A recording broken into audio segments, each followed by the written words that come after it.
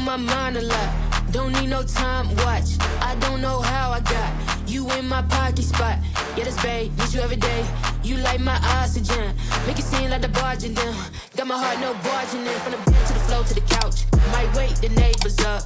Break you in and break you out. In the end, we're gonna make it. Dionna, welcome to another episode of All Time High. We are going to jump right into it today. We're looking at the inflationary aspects of what's going on in the United States of America and what the implications are. I'm going to move us over to this wonderful representation of where the US dollar is. Why don't you walk us through some of the history here and what you see? Yeah. Well, first, why this is important, right? When we're talking about Bitcoin and crypto, a lot of people think it's the hedge against the dollar. Most people think at some point the dollar is going to fall. We're going to look at the history of the dollar and see what are the types of events that cause different monetary behavior, and then how is that predicted to play out in the future with the rise of cryptocurrency. So are we looking at a 20-year chart here? We're going all the way back to 1972. So that's got to be a 50-year chart, 50 plus. Yep. Yeah. And so they say the 70s was the worst, right? Inflation was like 17% in the 70s. As you can see, the amount of money that they had printed, we got to this apex, which is about the time we transitioned presidency from Carter to Reagan, not in favor of either one of them, but just the timing of it all. And we started to ratchet up the interest rate, which caused the dollar, right, to come back down to more moderate levels that we've stayed at for roughly, 20 years. There's been one little spike in it was a huge spike in 01. Yeah.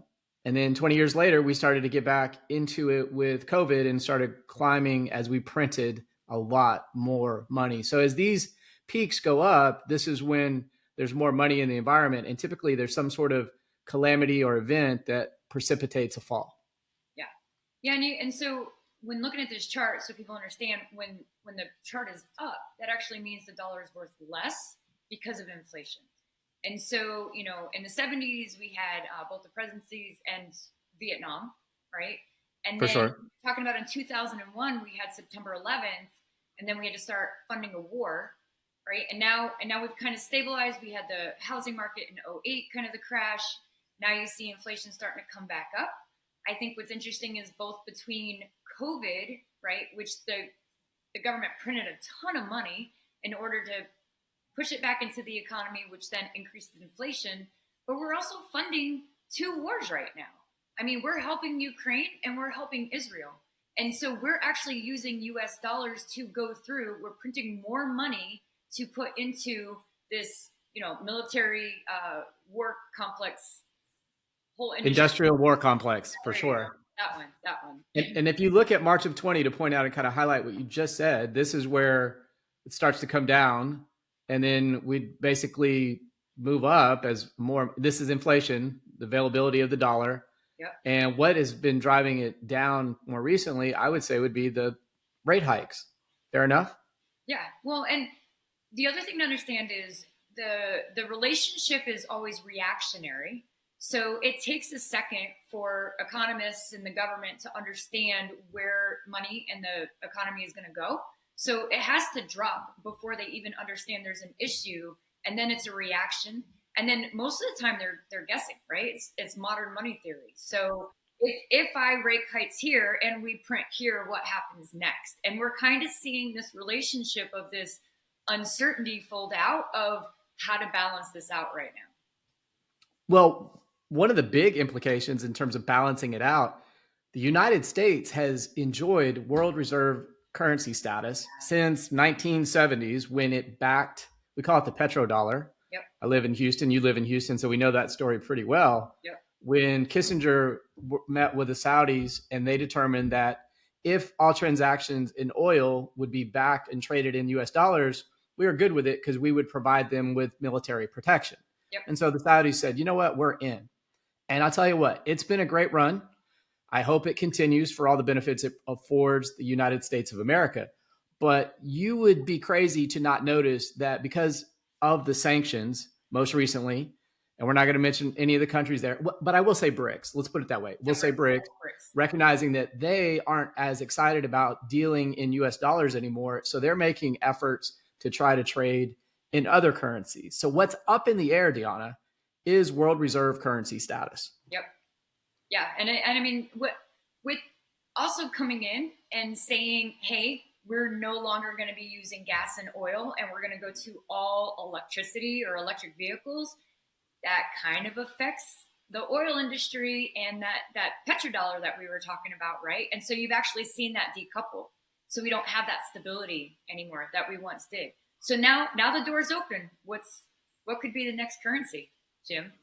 Well, I've got some hot sports opinions on that, and I'm happy to share them with you. But based on your earrings alone, I kind of know where you might land. I'm gonna take an oppositional position on that, and let's see where the conversation takes us. Yeah, absolutely. So I'm going to give you the pros and cons of Bitcoin being a world currency, right? So number one, it's already very well established. You already have it all over the world. We have wallets, we have exchanges, you have companies who take it. So the infrastructure is already set up for that to happen. It's known. People are getting a little more comfortable with it, and you see big money flowing into it now. The holdback is the actual infrastructure of Bitcoin itself. The design of the technology is a little fragile to be able to be the world currency. I mean, you have 10-minute settlement times. Could you imagine going to check out at a register and then having to sit there and wait for 10 minutes for that to settle?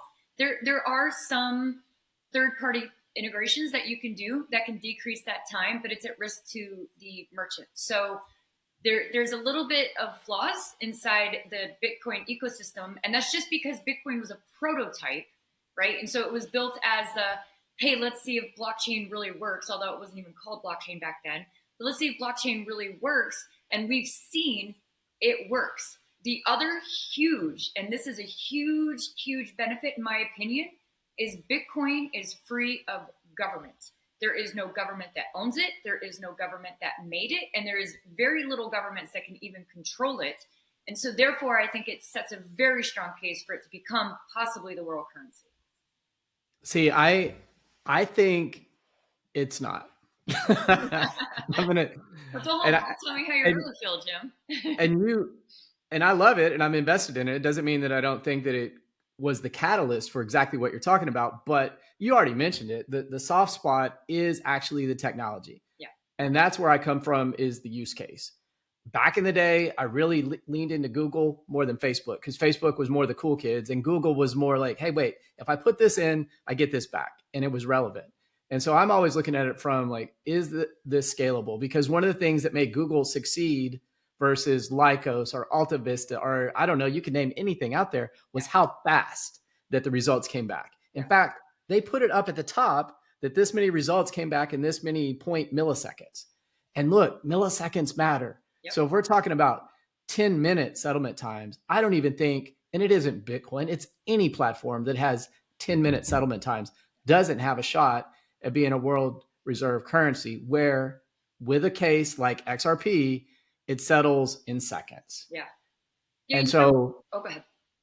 That's where I do put some of the investing dollars. And I know this will make the Bitcoin friends of mine. I mean, this is worse than like the Cowboys and the Eagles. I mean, the passion behind this conversation can really get people upset. You and I have known each other a long time. We're both probably a little bit more moderate than most. But if you had to ask me in 5 years where this is going to be, and part of why I know is because the SEC has brought this ridiculous lawsuit, not only against Ripple and XRP, but I think against cryptocurrency in general, in order to slow down the process that is inevitable to help the incumbents, i.e. the banks, and to help the US, i.e. as World Reserve Currency status, from tipping. Yeah. And so instead of having like a smooth transition, I do think it's going to be more like Malcolm Gladwell and the tipping point, where there's going to be some sort of event that says, oh, okay, this is the way the new game is played. Yeah, so I can hear that argument. Do you know why I'm going to disagree with you? I'm all ears. You know who made XRP. You can squash the corporation. So the second that they think that there's a threat to the dollar, the government can come in and squash it. You can't do that. They are squashing it. There's regulatory. They're trying to. That's what I'm saying. Yeah. So I mean, even outside of SEC, like they could just come in and say, no, we're going to pull all your licenses. You can't do it anymore. There's this clause where the government reserves the right to just mess with you whenever they want to. And for sure, I think that if they thought that XRP was going to be a threat to the dollar, they would squash it. You can't do that with Bitcoin. Who made it? Who are you going to go after? So here's the thing. I hear you. So I'm going to take it one step further. Okay, say you can squash it in this country. What if all the other countries are getting together? They're already doing this and saying, we don't really care about this particular thing. We do have this thing that allows us to exchange value for value, and it does it in seconds, and it can do, I don't know, 150,000 transactions per second. I don't have the exact number, but I think it's something like that. So you can actually settle not in 3 days, not in 5, 3 is working days, 5 is, and 3 is working days when it's not a weekend or a holiday. Yeah.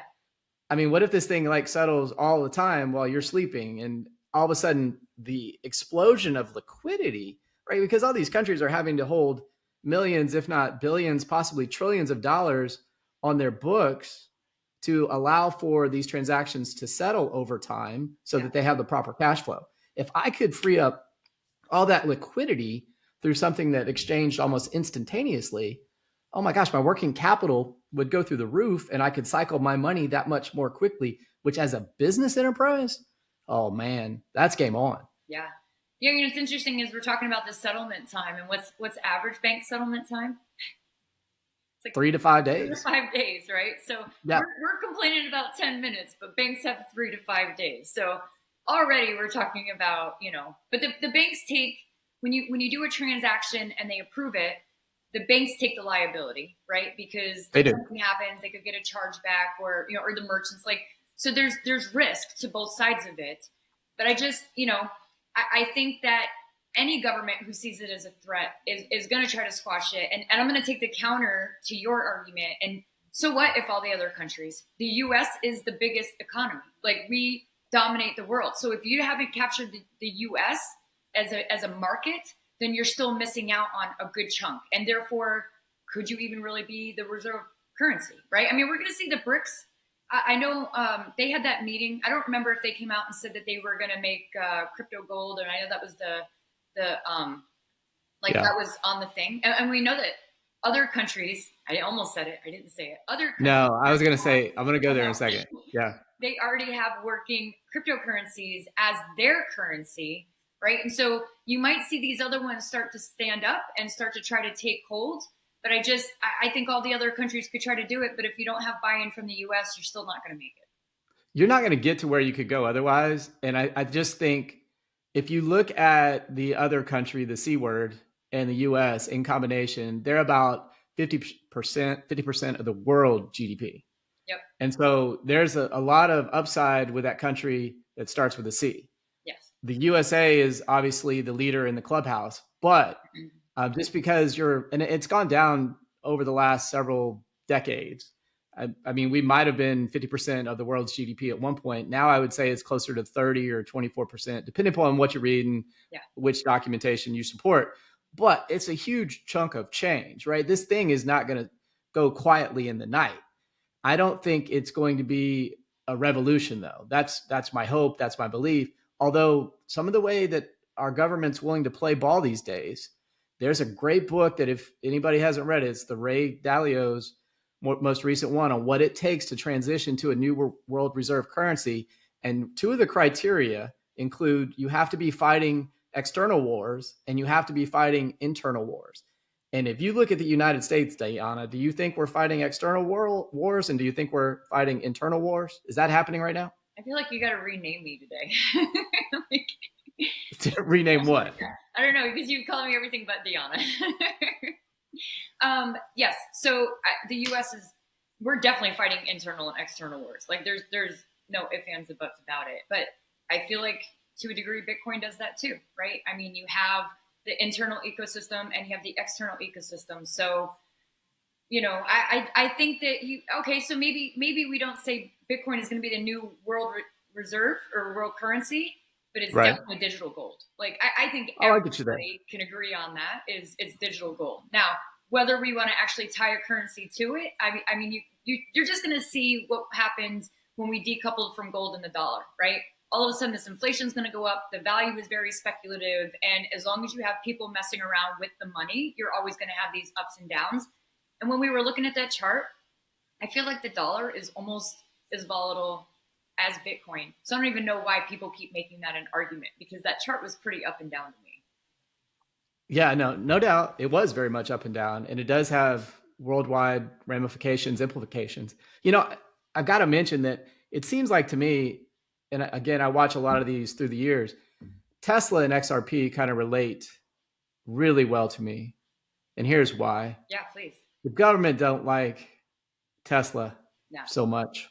And they've made it hell on Elon for a lot of different reasons. And I'm not a fanboy by any stretch. I'm much more practical. He's an amazing person, has done incredible things in business and wants to have implications beyond borders, beyond planets even, right? He's trying to get stuff to go to Mars. Yeah. But they haven't made it easy for him. And they don't even invite him to like the EV parties that the government is hosting now. I'm like, how do you not do that? I mean, how? Yeah, I mean, especially if you take Tesla out, like the government is so reliant on Elon for space stuff, for launch capabilities. So it's, but kudos to him for being able to rise above and being like, I don't need it anyways, right? So, and I think that's the power of innovation.